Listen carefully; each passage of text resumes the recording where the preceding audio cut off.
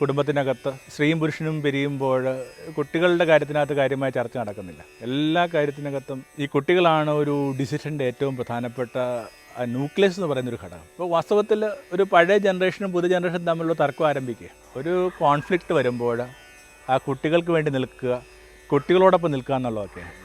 എല്ലാ തലമുറകളും വിധിക്കപ്പെടാൻ പോകുന്നത് അവരുടെ കുഞ്ഞുങ്ങളായിരിക്കും. ജീവിതം പ്രഭാമയം സന്നിധാനം. ഗുരുഗണത്തിലേക്ക് സ്നേഹവന്ദനം. ചെറുപ്പക്കാരുമായി ബന്ധപ്പെട്ട ചില വിചാരങ്ങൾക്ക് വേണ്ടിയാണ് ഞങ്ങൾ കുറച്ച് പേരൊന്ന് ഒത്തുകൂടിയത്. നമുക്ക് താവു കമ്പാഷൻ ഹബ് എന്ന് പറയുന്ന ഒരു സ്പേസോ ഒരു കമ്മ്യൂണിറ്റിയോ ഉണ്ട്. കുറച്ചുകൂടി കാര്യങ്ങളെ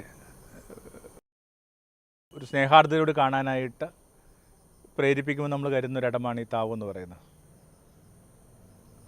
അപ്പോൾ സ്വാഭാവികമായിട്ട് കുട്ടികളുമായി ബന്ധപ്പെട്ട എല്ലാ ചർച്ചക്കകത്തും വർത്തമാനകാലത്തിലെ യൗവനം ആവശ്യത്തിലേറെ അനുപാതമില്ലാതെ ആരോപിതമാകുന്നുണ്ട്.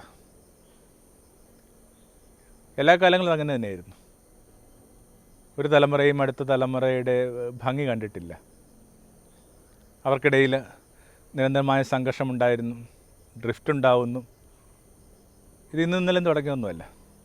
സോക്രട്ടീസ് എന്ന് പറയുന്നത് യേശുവിന് മുമ്പേ ജീവിച്ചിരുന്ന ഒരാളാണ്.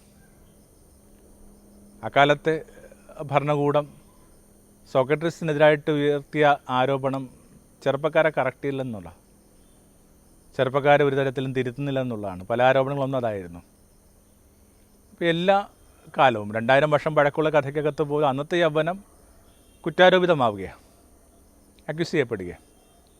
അപ്പം ഇങ്ങനെ ഒരു ടെൻഡൻസി കാലാകാലങ്ങളായിട്ട് നമ്മുടെ ജീനിൽ കിടപ്പുണ്ട്. പക്ഷെ ഭാഗ്യവശാൽ നമ്മൾ വായിക്കുന്നൊരു പുസ്തകം പറയാൻ ശ്രമിക്കുന്ന, കൈമാറാൻ ശ്രമിക്കുന്ന സെൻസിബിലിറ്റി അതല്ല. അതെപ്പോഴും നാളെയുടെ ഭംഗിയിലേക്ക് ഏകാഗ്രമാകാനായിട്ടാണ്, നാളെയുടെ ഭംഗിയിലേക്ക് ശ്രദ്ധിക്കാനായിട്ടാണ് നമ്മൾ ക്ഷണിക്കുന്നത്. ആ പുസ്തകം ആരംഭിക്കുന്നത് തന്നെ കുഞ്ഞുങ്ങൾക്ക് വേണ്ടിയുള്ള വാഴ്ത്തായിട്ടാണ്. ഓരോ കുഞ്ഞും ആരാകുന്നൊക്കെ പറഞ്ഞ് വിസ്മയിച്ചുകൊണ്ടാണ്.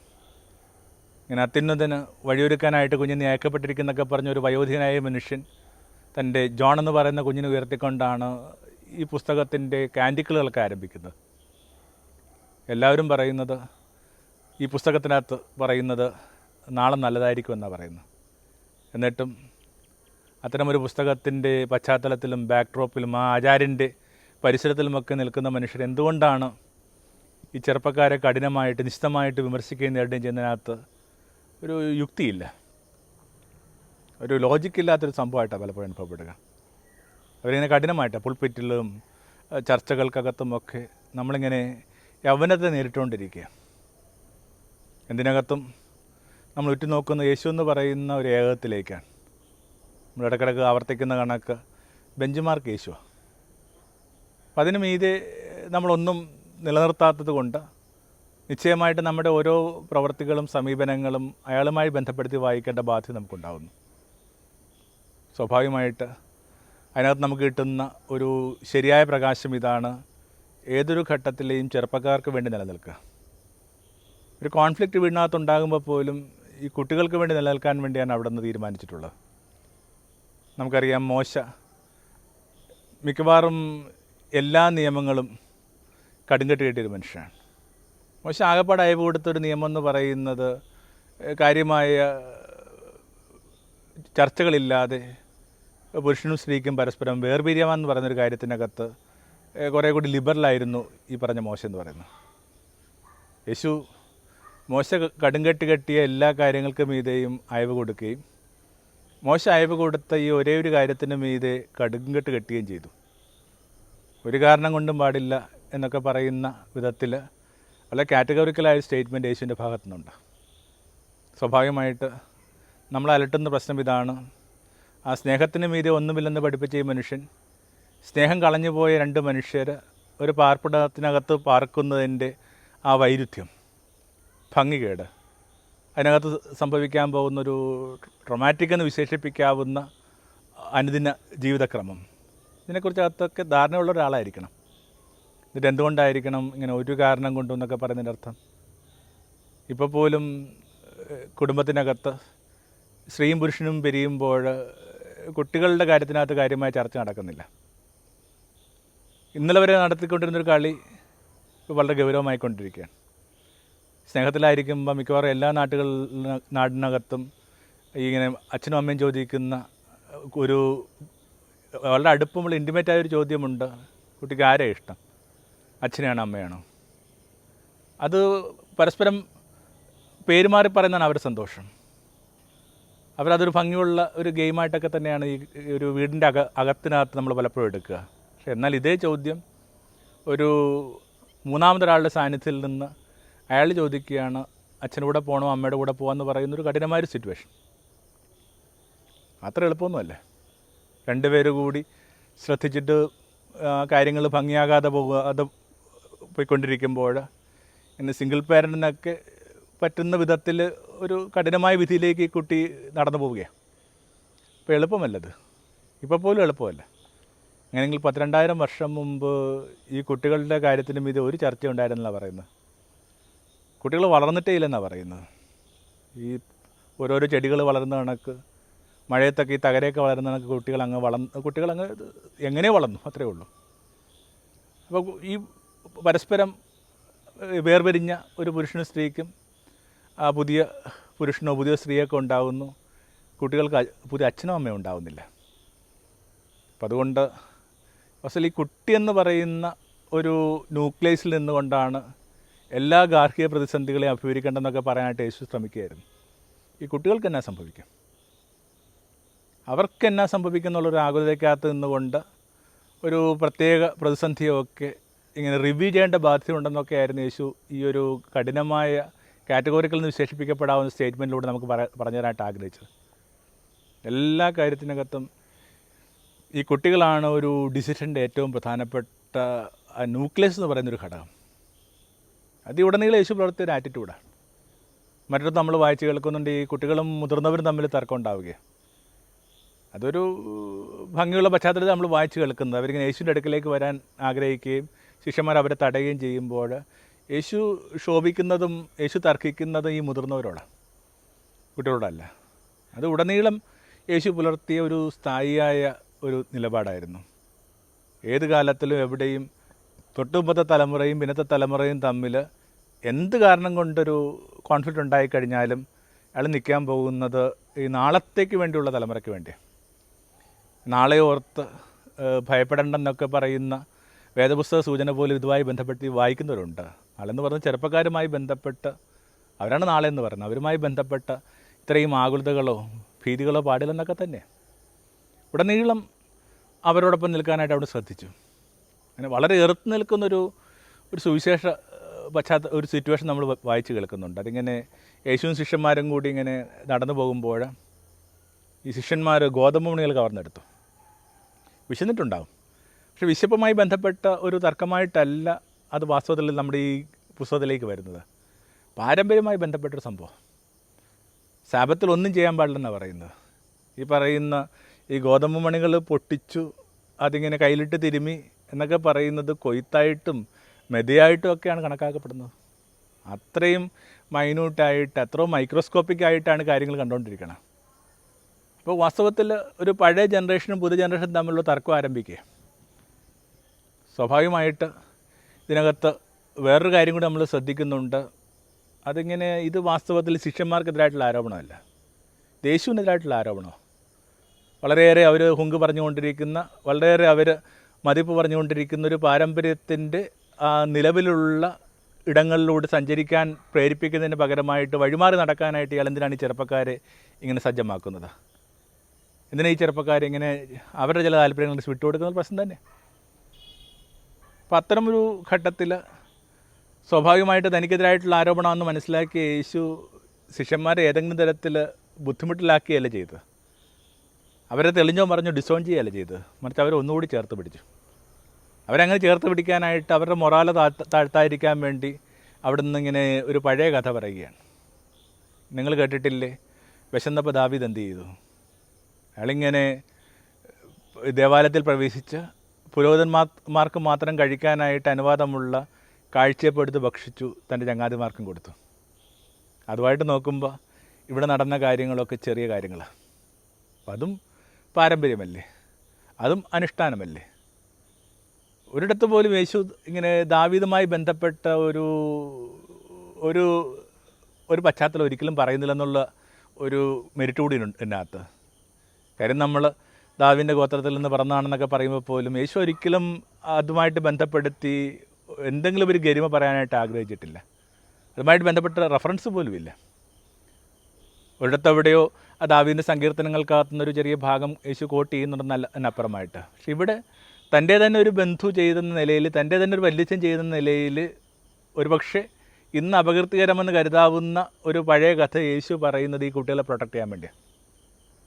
ഇതിൻ്റെ ഒരു കോൺട്രാസ്റ്റ് നിങ്ങൾക്ക് പിടുത്തം കിട്ടണമെങ്കിൽ ഇവിടെ നിങ്ങളൊരു ടീച്ചറാണെന്ന് വിചാരിക്കുക. നിങ്ങൾ കുട്ടികളുമായിട്ട് നെല്ലിയാമ്പതി എന്ന് പറയുന്ന സ്ഥലത്തേക്ക് പോകും. അവിടെ ഇങ്ങനെ ഓറഞ്ച് മരങ്ങളുടെയൊക്കെ ഒരു തോട്ടമാണ്. കുട്ടികൾ ചെന്ന സന്തോഷത്തിന് അങ്ങോട്ടും ഇങ്ങോട്ടും ഒക്കെ ഓടി കുറച്ച് കഴിയുമ്പോഴേക്ക് ഈ ഓറഞ്ച് മരത്തിൻ്റെ ഓർമ്മ മാത്രമേ ഉള്ളൂ, ഇപ്പോൾ മരം മാത്രമേ ഉള്ളൂ. ഓറഞ്ച് മുഴുവൻ പിള്ളേരയില്ല. അവിടെ കാവലിനൊക്കെ നിൽക്കുന്ന ആൾക്കാരുണ്ട്, ജോലിക്കാരുണ്ട്. അവർ വന്നിട്ട് ചോദിക്കുകയാണ്, നിങ്ങൾ എവിടെ നിന്ന് വരുന്നതാണ്, നിങ്ങൾ ഏത് സ്കൂളിൽ നിന്ന് വരുന്നതാണ് എന്നൊക്കെ, അല്ലെങ്കിൽ നിങ്ങൾ എന്തോരം അധ്യാപകരാണെന്നൊക്കെ പറയുന്ന ഒരു ആരോപണം വരുന്നു വിചാരിക്കുക. തിരിച്ച് ഈ വണ്ടി നിങ്ങളുടെ ആ വീട്ടിലെത്തുന്നത് വരെ നിങ്ങൾ ഈ കുട്ടികളെ ശകാരിച്ചുകൊണ്ടേയിരിക്കും. നിങ്ങൾ കാരണം സ്കൂളിന് പേരുദോഷം വന്നില്ലേ, നിങ്ങൾ കാരണം അധ്യാപന നിലയിൽ ഞങ്ങൾക്ക് അവമതി ഉണ്ടായില്ല എന്നൊക്കെയാണ് പറയുക. പക്ഷെ അത് യേശു ചെയ്തില്ലെന്ന് നമ്മൾ പറയാൻ ശ്രമിക്കുക. കുട്ടികൾക്ക് എന്തെങ്കിലുമൊക്കെ പറ്റുമ്പോൾ നമുക്കിത്തിരി അപമാനം പറ്റിക്കഴിഞ്ഞാലും, നമ്മുടെ മെരിറ്റിനകത്ത് ഒരു ഇടിവ് പറ്റിക്കഴിഞ്ഞാലും, ചിലപ്പോൾ നമ്മുടെ ഇൻറ്റഗ്രിറ്റി ചോദ്യം ചെയ്യപ്പെടുന്ന സാഹചര്യം ഉണ്ടെങ്കിൽ പോലും അവരെ ഒന്നുകൂടി ചേർത്ത് പിടിക്കാം. അവർ ചെറിയ മനുഷ്യരാണ്. അവർക്ക് നിങ്ങളെല്ലാം ആരാ ഉള്ളത്? എന്തെങ്കിലുമൊക്കെ ഒരു സ്ട്രഗിൾ വരുമ്പോൾ അവരെ ഇങ്ങനെ ഡിസോൺ ചെയ്യുക, അവരെ തള്ളിപ്പറയുക, അവർക്ക് നിങ്ങൾക്കുമിടയിൽ എന്തെന്ന് ചോദിക്കുന്ന ഒരു രീതി എന്നൊക്കെ പറയുന്നത് ആ സുവിശേഷത്തിൻ്റെ പരിസരത്തിൽ നിന്ന് നമുക്ക് ലഭിക്കുന്ന സൂചനകളൊന്നുമല്ല. അപ്പോൾ വളരെ ലളിതമായിട്ട് ഈ കാര്യത്തെ ഒന്ന് പറയാനായിട്ട് ആഗ്രഹിക്കുന്ന ഇത്രയേ ഉള്ളൂ. ഒരു കോൺഫ്ലിക്റ്റ് വരുമ്പോൾ ആ കുട്ടികൾക്ക് വേണ്ടി നിൽക്കുക, കുട്ടികളോടൊപ്പം നിൽക്കുക എന്നുള്ളതൊക്കെയാണ്. ഇനിയുമുണ്ട് ഇൻസിഡൻറ്റ്. പെട്ടെന്നൊരു ദിവസം കുറച്ച് പേര് വന്നിട്ട് യേശുവിനെതിരായിട്ടൊരു ആരോപണം ഉന്നയിക്കുകയാണ്. ഇങ്ങനെ തിന്മയൊക്കെ ഉച്ചാടനം ചെയ്യുന്നൊരു പശ്ചാത്തലത്തിലാണ്.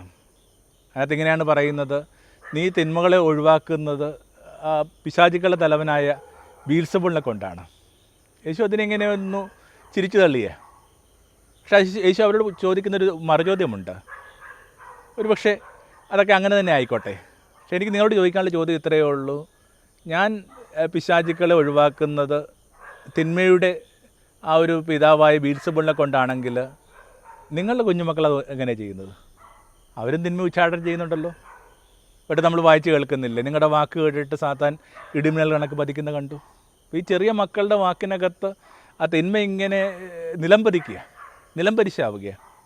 അപ്പോൾ എന്ത് ശക്തി കൊണ്ടാണ് അവർ ഇതിനെയൊക്കെ ഉച്ചാടനം ചെയ്യുന്നത്? അടുത്തവരിങ്ങനെയാണ്, ദൈവത്തിൻ്റെ കരം കൊണ്ടാണ് ഈ കുഞ്ഞുങ്ങൾ ഈ വേല ചെയ്യുന്നെങ്കിൽ ഇത് ഫിംഗർ ഓഫ് ദ ലോർഡ്. അടുത്തവരിങ്ങനെയാണ്, നിങ്ങളെ വിധിക്കാൻ പോകുന്ന ഈ കുഞ്ഞുങ്ങളായിരിക്കും. പണ്ടൊന്നും അത് വായിക്കുമ്പോൾ എനിക്ക് അത്രയും അതിൻ്റെ ഒരു ഗ്രാവിറ്റി ഫീൽ ചെയ്തിട്ടില്ല.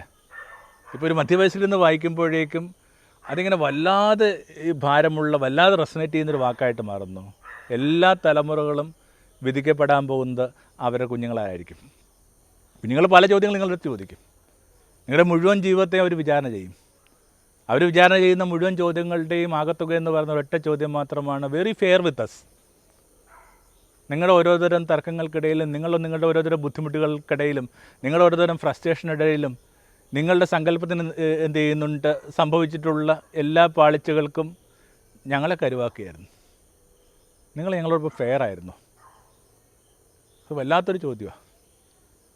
വാസ്തവത്തിൽ ആ ഒരു പോയിന്റിലാണ് ഈ മുതിർന്നു പറയുമ്പോൾ മാതാപിതാക്കന്മാരെന്ന അർത്ഥത്തിൽ മാത്രമല്ല പറയുന്നത്. എല്ലാ മുതിർന്നവർക്കും ഭൂമിയിലെ ചെറിയ മക്കളോട് കൃത്യമായ ഉത്തരവാദിത്തമുണ്ട്. ഈ കുഞ്ഞുങ്ങൾ ഓരോരുത്തരുടെയും ആണെന്നുള്ള സങ്കല്പത്തിലൊന്നുമല്ല വേദപുസ്തകം നമ്മളെ വളർത്തിയെടുത്തിട്ടുള്ളത്. ഒരു കുഞ്ഞും നമ്മുടെ കുഞ്ഞല്ല, എല്ലാ കുഞ്ഞുങ്ങളും നമ്മുടെ കുഞ്ഞുങ്ങളാണ് താനും. അങ്ങനെ ഈ പുസ്തകം ആരംഭിക്കുന്നത് തന്നെ. ജോസഫ് എന്ന് പറയുന്ന ഒരു തച്ചൻ ഒരു കുഞ്ഞിനെ സ്വീകരിക്കുമ്പോൾ അയാളുടെ കുഞ്ഞാണോ? ഈ പുസ്തകം തീരുമ്പോഴേക്കും മേരി എന്ന് പറയുന്നൊരു സ്ത്രീ യോഹന്നാൻ എന്ന് പറയുന്ന ചെറുപ്പക്കാരനെ സ്വീകരിക്കുമ്പോൾ അത് അവളുടെ മകളാണ്. അപ്പോൾ കുഞ്ഞുങ്ങളും മുതിർന്നവരും മാത്രമേ ഉള്ളൂ. അതിനിടയിൽ കാര്യമായ രക്തബന്ധങ്ങളുടെയും കുടുംബപ്പേരിൻ്റെയും വംശത്തിൻ്റെയും കഥകളൊന്നും പറയരുത്. അപ്പോൾ എല്ലാ തലമുറകളും തൊട്ടുമുമ്പുള്ള തലമുറയോട് ചോദിക്കുന്ന ചോദ്യം ഇതാണ്: നിങ്ങൾ ഞങ്ങളോട് ഫെയർ ആയിരുന്നു? നിങ്ങൾക്ക് പ്രകാശം തരാൻ പറ്റുന്ന ഒരു സാഹചര്യത്തിൽ ഞങ്ങളെ അവിടുന്ന് നിർത്തി തന്നപ്പോൾ നിങ്ങൾ ഞങ്ങളോട് എന്നാ ചെയ്തു? ഇതാണ് വാസ്തവത്തിൽ കുരിശിൻ്റെ വഴിയിൽ ഒടുവിലത്തെ യേശുവിൻ്റെ സങ്കടങ്ങളിലൊന്ന്. യേശുവിനെ ഓർത്ത് സ്ത്രീകൾ കരയുമ്പോഴേക്കും യേശു പറയുന്നത്, എന്നെ ഓർത്ത് എന്തിനാണ് കരയുന്നത്? നിങ്ങളെയും നിങ്ങളുടെ കുഞ്ഞുങ്ങളെ ഓർത്ത് കരയുക. നമ്മളിപ്പോഴും എന്ത് ചെയ്യുന്നുണ്ട്? യേശുവിൻ്റെ പീഡാനുഭവത്തിൻ്റെ കഥകളൊക്കെ പറഞ്ഞുകൊണ്ടിരിക്കുകയാണ്. യേശുവിനേക്കാൾ ഇങ്ങനെ ബ്രൂയിസ്ഡായിട്ട്, യേശുവിനേക്കാൾ വ്രണിതനായിട്ട്, യേശുവിനേക്കാൾ ഇങ്ങനെ അടിമുടി നിന്ദനമേറ്റൊക്കെ ചില മനുഷ്യർ നമ്മുടെ ഇടയിൽ ഇപ്പോഴും ഉണ്ട്. അവരോർത്ത് കരയാനാണ് പറയുക. കാര്യങ്ങൾ ഇങ്ങനെ നീട്ടി പറഞ്ഞ് പോകുന്നതിനേക്കാൾ ഭേദം ഒരു കുഞ്ഞ് പ്രാർത്ഥനയിൽ അവസാനിപ്പിക്കുകയാണെന്ന് തോന്നുന്നു. പറഞ്ഞു വരുന്നതിൻ്റെ ചുരുക്കം ഇത്രയേ ഉള്ളൂ: കുഞ്ഞുങ്ങൾ ഏതെങ്കിലും തരത്തിൽ നമ്മുടെ അപമാനം അർഹിച്ച് വളരേണ്ടവരല്ല. അവരെ ഇങ്ങനെ രാജകീയമായിട്ട് വളർത്തേണ്ട ബാധ്യത നമുക്കുണ്ട്. എല്ലാ തലമുറയുടെയും പ്രതീക്ഷയെന്ന് പറയുന്ന അവരുടെ കാലത്തിലല്ല, മറിച്ച് വരുംകാലം എന്ന് പറയുന്നൊരു സങ്കല്പത്തിലാണ്. അതുകൊണ്ടാണ് യോഹന്നാൻ ഇങ്ങനെ പറയുന്നത്: എനിക്ക് ശേഷം വരുവാനുള്ളവൻ, അവൻ എന്നെക്കാൾ ഭംഗിയുള്ളവനായിരിക്കും, എന്നെക്കാൾ ഭാസുരം, എന്നെക്കാൾ പ്രകാശമുള്ളവരായിരിക്കും, എന്നെക്കാൾ ക്ലാരിറ്റി ഉള്ള ഒരാളായിരിക്കും. ഇത്തരം ഒരു ധൈര്യത്തിൽ അടുത്ത തലമുറയെ സ്വാഗതം ചെയ്യേണ്ട ബാധ്യതയുള്ള മനുഷ്യർ എന്തിനാണ് ഈ കുഞ്ഞുങ്ങളുടെ മീതെ ഇത്രയും കുതിര കയറുന്നത്? എന്തിനാണ് ഓരോരോ കാര്യങ്ങൾക്കകത്ത് ഈ ചെറുപ്പക്കാരെ കുറ്റപ്പെടുത്തുന്നത്? ഇതിൻ്റെ അർത്ഥം ഏതെങ്കിലും തരത്തിൽ അവരുടെ ജീവിതത്തിൽ ഇടപെടണമെന്നുള്ളതല്ല. കുഞ്ഞുങ്ങളെ ആത്മാർത്ഥമായിട്ട് സ്നേഹിക്കുന്ന, കുഞ്ഞുങ്ങൾക്ക് വേണ്ടി ചേർന്ന് നിൽക്കുന്ന മനുഷ്യർക്ക് നിശ്ചയമായിട്ടും അവരുടെ ജീവിതത്തെ ചലഞ്ച് ചെയ്യാനുള്ള അവകാശം കൂടിയുണ്ട്. അല്ലാത്തവർക്ക് അതില്ലെന്ന് പറയാൻ മാത്രമേ ഞാൻ ആഗ്രഹിച്ചിട്ടുള്ളൂ. യേശു ഇടപെടുന്നുണ്ടല്ലോ. ഒരു ധനികനായ ഒരു ചെറുപ്പക്കാരൻ വരുമ്പോഴേക്കും യേശു അവനോട് പറയുന്നുണ്ടല്ലോ, നിനക്കൊരു കുറവുണ്ട്. ഇത്രയും അടുപ്പമുള്ള, ഇത്രയും സ്നേഹമുള്ള മനുഷ്യർക്ക് വളരെ കൃത്യമായിട്ട് ഓരോരുത്തരുടെയും കുറവുകൾ കാണിച്ചു കൊടുക്കാനായിട്ടുള്ള ധാർമ്മിക ബലമുണ്ട്. അതില്ലാത്ത മനുഷ്യർ അത് ചൂണ്ടിക്കാട്ടുന്നതിൻ്റെ ഭംഗിയില്ലായ്മ, അത് മാത്രം, ആഴമില്ലായ്മ മാത്രമേ നമ്മളിവിടെ പരാമർശിച്ചിട്ടുള്ളൂ. കുഞ്ഞുങ്ങളുടെ ആ കാലം, ഭംഗിയുള്ള ഒരു കാലം വരും. നമുക്ക് ആകപ്പാടെ ചെയ്യാവുന്നത് അവരുടെ കാവൽക്കാരായിട്ട് നിൽക്കുക എന്നുള്ളത് മാത്രമാണ്. ജിബ്രാൻ്റെ ആ ഒരു പ്രോഫിറ്റിൽ നമ്മൾ വായിച്ച് കേൾക്കുന്ന കണക്ക് ഇങ്ങനെ ഒക്കത്ത് കുഞ്ഞുമായിട്ട് ഒരമ്മ വന്നിട്ട് പറഞ്ഞു, ഞങ്ങളോട് കുഞ്ഞുങ്ങളെക്കുറിച്ച് പറയുക. അപ്പോൾ പ്രോഫറ്റ് ഈ അമ്മയോട് പറയുന്നത് ഇങ്ങനെയാണ്: നിങ്ങളുടെ കുഞ്ഞുങ്ങൾ നിങ്ങളിലൂടെ വന്നു, എന്നാൽ നിങ്ങളിൽ നിന്നല്ല. നമ്മളിൽ നിന്നല്ലാത്ത കുഞ്ഞുങ്ങളുടെ മീതെ ഇത്രയും നിഷ്കരിക്കാനും ശഠിക്കാനുമായിട്ട് നമുക്ക് ആരാ അവകാശം നൽകിയത്? വെറുതെ ഭണ്ഡാര വിചാരിപ്പുകാർ, ഭണ്ഡാര സൂക്ഷിപ്പുകാരുടെ റോള് മാത്രമേ ഉള്ളൂ. നിങ്ങൾക്ക് നിക്ഷേപിക്കപ്പെട്ട ആ ഭണ്ഡാരത്തിനകത്ത് അവിടെ നിങ്ങൾക്ക് നൽകിയ പൊന്നാണയത്തിൻ്റെ നല്ല കാവൽക്കാരായി നിൽക്കാനുള്ള ആ സൗമ്യമായ ക്ഷണം ഈ രാത്രിയിൽ സ്നേഹപൂർവ്വം സ്വീകരിക്കാൻ ധൈര്യമുണ്ടോ എന്നുള്ളതാണ് പ്രശ്നം. Thank you. തമോന്മുഖം ജീവിതം പ്രഭാമയം സന്നിധാനം.